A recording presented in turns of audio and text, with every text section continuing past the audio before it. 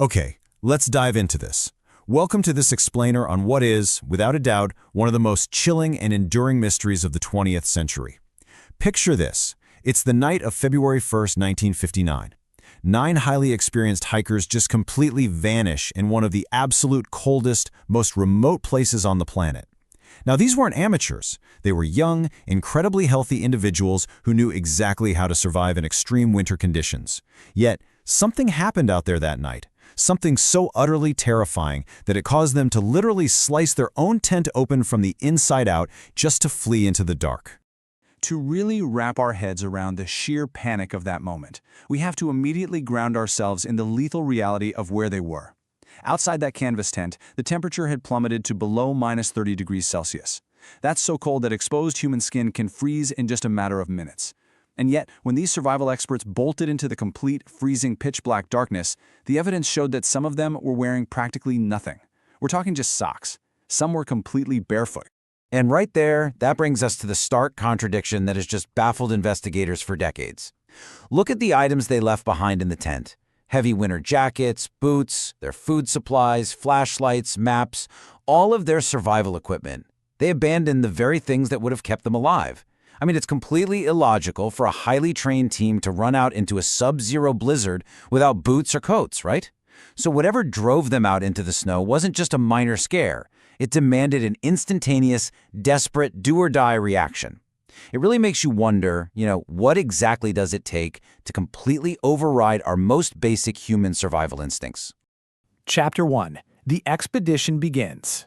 To make sense of this whole tragedy, we need to transition back to January 1959.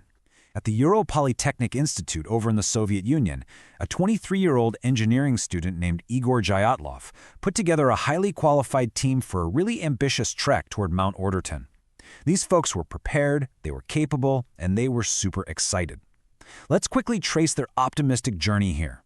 On January 23rd, the cheerful expedition leaves Sverdlovsk by train. Fast forward to the 25th, they arrive in the small settlement of Vizhai, which was basically the very edge of civilization. Then on January 27th, they load up their heavy gear and officially begin their hike into the snowy wilderness. Now, it's really important to mention that right around this time, one of the team members, Yuri Yudin, started suffering from severe, chronic pain in his back and legs. He had to make the heartbreaking decision to turn back.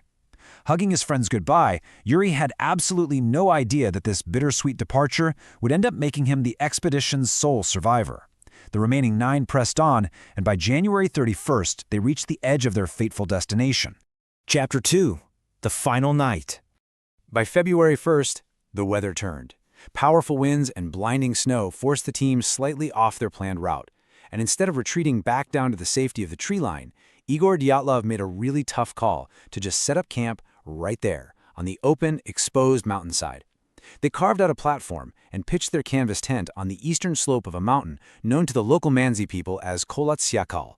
Translated, that actually means the Mountain of the Dead. At the time, the young hikers probably just brushed off that ominous name as local folklore, Nothing in their recovered diaries suggested any fear or panic whatsoever. But as darkness swallowed the mountain and the howling wind masked whatever might be approaching, that chilling translation was about to take on a terrifying new reality. Sometime in the dead of night, that calm completely shattered, and forensic investigators later confirmed a frankly unbelievable detail. The long slashes found on that canvas tent were made from the inside. Think about that. They didn't even use the entrance. They grabbed their knives, frantically slashed right through the heavy fabric, and literally threw themselves out into the freezing void. But here's the most eerie, unsettling detail of this entire story. The footprints leading away from the tent didn't show a group of people running in chaotic, scattered panic. No, the prints were in an organized, almost calm line, walking away toward the forest nearly 1.5 kilometers away. It was as if whatever frightened them was still right behind them, but they were deliberately trying to stick together and move as a unit. Chapter 3. Discovering the bodies. Let's move to and see how this builds, because for nearly a month, the hikers' families just assumed the expedition was delayed by bad weather. But eventually, the silence grew deafening. A massive search operation made up of university volunteers, police, and the military was launched. They finally uncovered the partially buried, abandoned tent.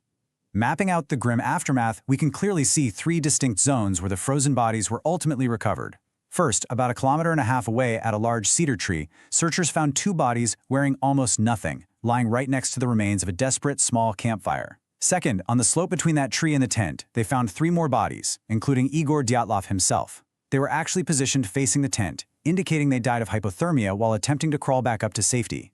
And third, the ravine. It took nearly 2 whole months of digging through deep snow to find the remaining 4 bodies hidden down in a ravine.